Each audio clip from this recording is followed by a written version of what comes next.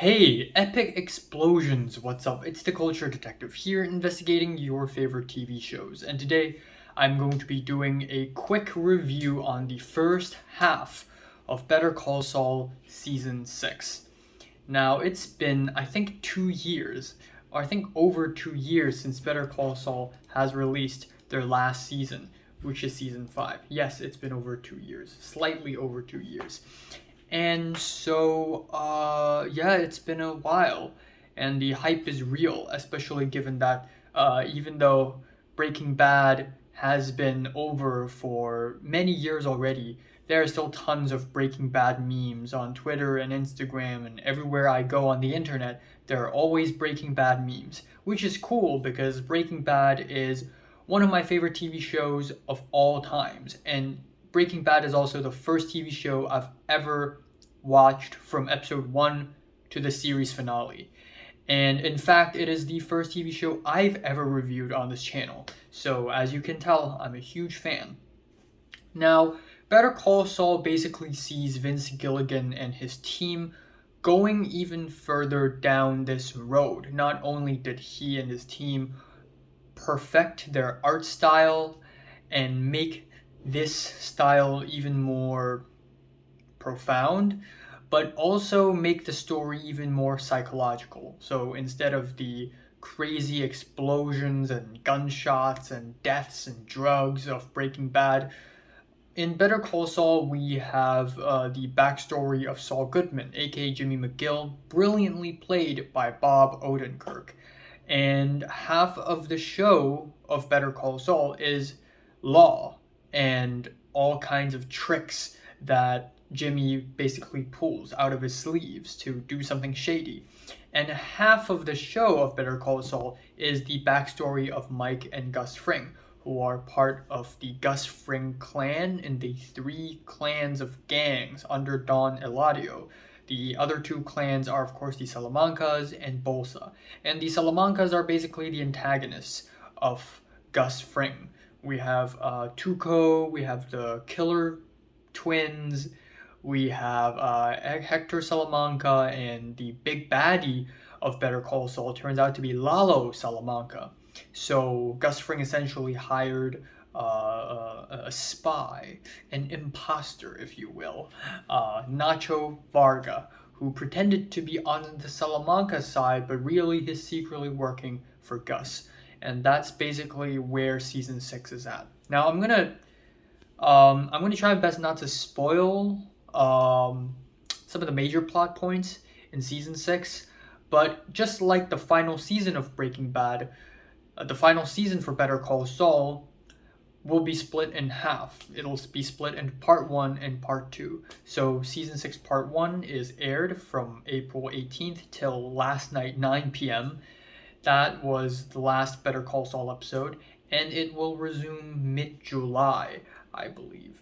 Yes, it'll resume on July 11th all the way until August 15th of this year, which is awesome. The last 6 episodes. So, my thoughts on the season 6 so far, the 7 episodes. It's pretty good. It's pretty good. Now, I don't think it's as great as Breaking Bad's final season, and I don't want to make too much of a comparison because Better Call Saul and Breaking Bad at this point are two very different shows already. Like tonally and narrative-wise, the way it tells its story, it's kind of different now. I feel like as Vince Gilligan and his team makes TV show episodes, the more they make, the more they go towards this one specific style of really long scenes, a lot of room to breathe in, a lot of wide shots, and the story gets more and more inaccessible in a way. So Breaking Bad and Better Call Saul are basically incomparable at this point, but let's just say that Breaking Bad is still more enjoyable for me. And I think as far as Better Call Saul goes, season 3 and 5 are still better than season 6 so far, in my opinion. Season 6 so far has been quite safe and inoffensive, and not in a bad way. I think Vince Gilligan and his team really has become like well-oiled machine when it comes to writing good scenes, good characters, good dialogue. They just write them out one after another after another. But as far as plot progression, nothing other than a couple things in season 6 so far has really shocked me. The story has pretty much progressed the way you would think it is progressing. It takes its time, but it's good. It's solid. I don't think the album. I don't think that the season opener is that great because back in seasons 1 to 5 of Better Call Saul, every season starts off with a black and white flash forward. But this season doesn't do that, unless it does that on episode 8. But it doesn't do that on episode 1, and I guess that kind of makes sense because if I was a writer, I would probably leave the flash forwards until the very end of the series. And but yeah, episode 1, Wine and Roses. I think it's a pretty solid opener, but it's not all that great or anything. Episode 2, Carrot and Stick, sees the pacing go back up a little bit, but I still wouldn't say it's great.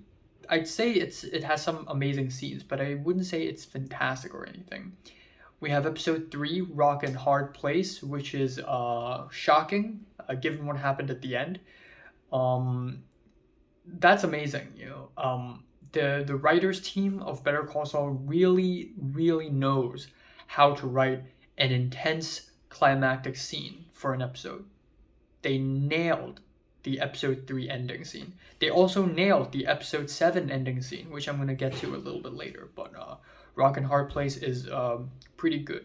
Now, after Rock and Hard Place, we have 3 pretty slow-paced episodes where we have Lalo Salamanca planning his next move, and then we have Jimmy McGill and Kim planning their next move. Just a lot of planning, a lot of speculation, not a lot really happens.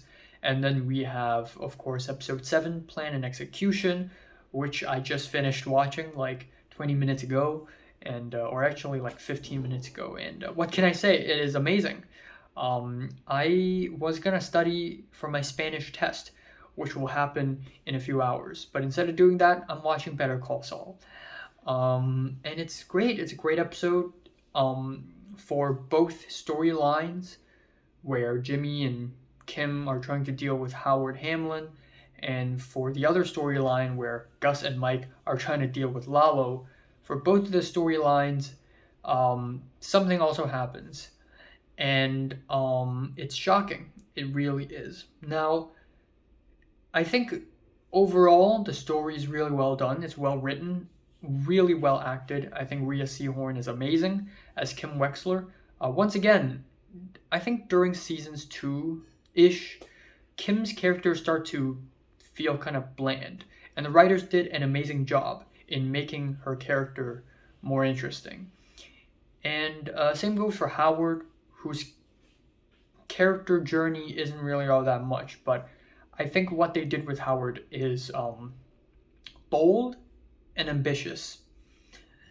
And if there's one thing I would want to see Better Call Saul do, it would be to merge the 2 storylines together. Because right now it feels like I'm watching 2 different stories take place.